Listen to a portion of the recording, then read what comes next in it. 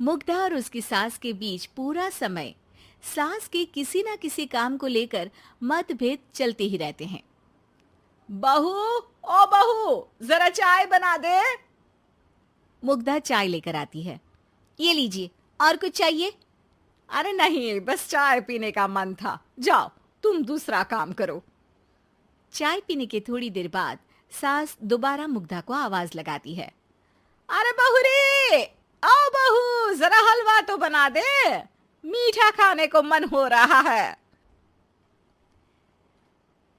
इसी तरह मुग्धा की सास पूरा समय कोई ना कोई काम बताकर उसे रसोई से बाहर तक निकलने नहीं देती।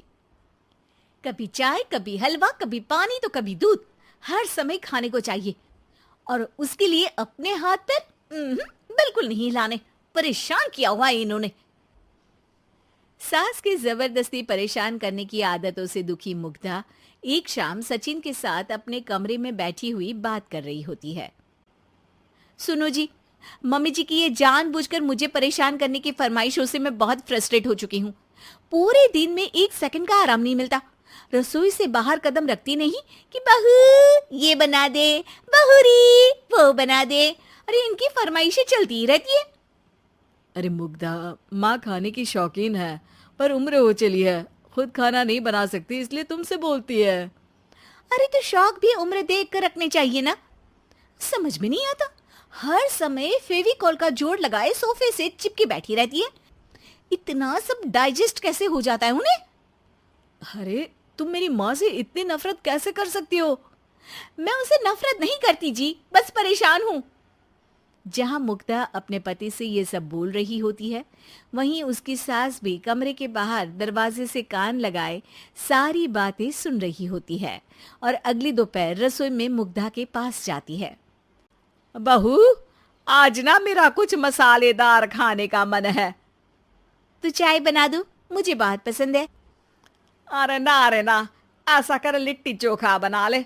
और हाँ, जितना मसाला बातों में मिलाकर पति को सुनाती हो ना, सब्जी में भी वैसे ही डाला करो, खाना स्वादिष्ट बनेगा। सास की बात सुनकर मुग्धा हैरान रह जाती है। मतलब अब पूरा समय मुझ पर हुक्म चलाने के साथ बंद कमरे में हुई पति पत्नी की बीच की बातें भी सुनती है? अरे बात जब मेरी थी तो सुनने में क्या दिक्कत है? ये कहकर सास वहां से चली जाती है। अरे अब तो हद पार हो गई। इस तरह से तो ये मेरा जीना मुश्किल कर देंगी। मुग्धा सास की हरकतों से परेशान उसका हल सोचने लगती है और इसी तरह कुछ दिन बीत जाते हैं, जिसमें सास का जन्मदिन आता है। मुग्धा बहुत खुशी के साथ अपनी सास को एंड्रॉयड मोबाइल गिफ्ट करती है। मम्मी, आपको सबसे बात करने के लिए बहुत दिक्कत होती है ना? कभी सचिन तो कभी मुझे बोलना पड़ता है, पर इस मोबाइल से आपको कोई दिक्कत नहीं होगी। एक जगह बैठे बैठे बहुत कुछ कर सकती हैं अब आप।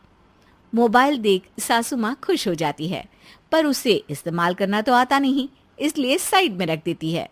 जिसे देख मुग्धा घर का सारा काम छोड़ मोबाइल सेट कर सास को इस्तेमाल करना सिखाने लगती है, जिसके बाद अब सास पूरा समय मोबाइल में ही लगी रहती है।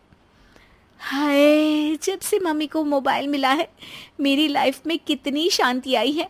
अच्छा है, इसी तरह बिजी रहे तो मैं भी सुकून की जिंदगी जी पाऊंगी।